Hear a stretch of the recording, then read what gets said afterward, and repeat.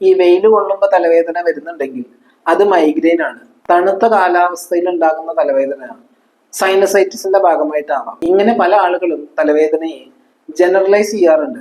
ഇപ്പൊ വെയിലത്തേക്ക് പോകുമ്പോൾ വരുന്ന തലവേദന മൈഗ്രെയിൻ തന്നെ ആവണമെന്നില്ല. സൈനസൈറ്റിസ് ഉള്ളവരിൽ വെയിൽ കൊണ്ട് അമിതമായിട്ട് വിയർക്കുമ്പോൾ അല്ലെങ്കിൽ പുറത്തുപോയി ഓവറായി വിയർത്ത് വന്ന് ഉടനെ ഫാനിന്റെയോ AC-യുടെയോ താഴെ ഇരിക്കുക, ഈ സിറ്റുവേഷനിലൊക്കെ വരുന്ന തലവേദന ഒരുപക്ഷെ സൈനസൈറ്റിസ് കൊണ്ടാവാം. അതുപോലെ തണുത്ത ക്ലൈമറ്റിൽ തലവേദന ഉണ്ടാവുന്നത് സൈനസൈറ്റിസ് ആണെന്ന് പറയാറുണ്ട്. എന്നാൽ തണുപ്പെന്ന ഫാക്ടർ ഒരുപക്ഷെ തണുത്ത ഭക്ഷണമാവാം, ക്ലൈമറ്റ് ആവാം. ഇതൊക്കെ തന്നെ ചില ആളുകളിൽ മൈഗ്രെയിനിന്റെ ട്രിഗറിങ് ഫാക്ടർ ആവാം.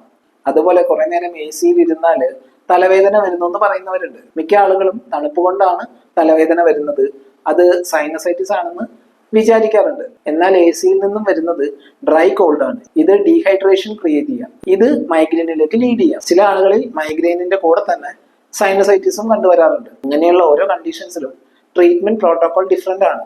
ഏതെങ്കിലും ഒന്നോ രണ്ടോ ഫാക്ടേഴ്സ് വെച്ച് മൈഗ്രെയിൻ ആണോ സൈനസൈറ്റിസ് ആണോ എന്ന് കണ്ടെത്താൻ സാധിക്കില്ല. ഓരോ ആളുകളിലും ഡീറ്റെയിൽ ആയ കേസ് ടേക്കിംഗ് ചെയ്ത് വിശദമായി പരിശോധിച്ച് ഓരോ എലമെന്റ്സും പ്രോപ്പറായി അനലൈസ് ചെയ്താൽ മാത്രമാണ് കറക്റ്റായ ഡയഗ്നോസിസിലേക്ക് എത്താം. എങ്കിൽ മാത്രമാണ് കൃത്യമായ ചികിത്സയും നൽകാൻ കഴിയൂ.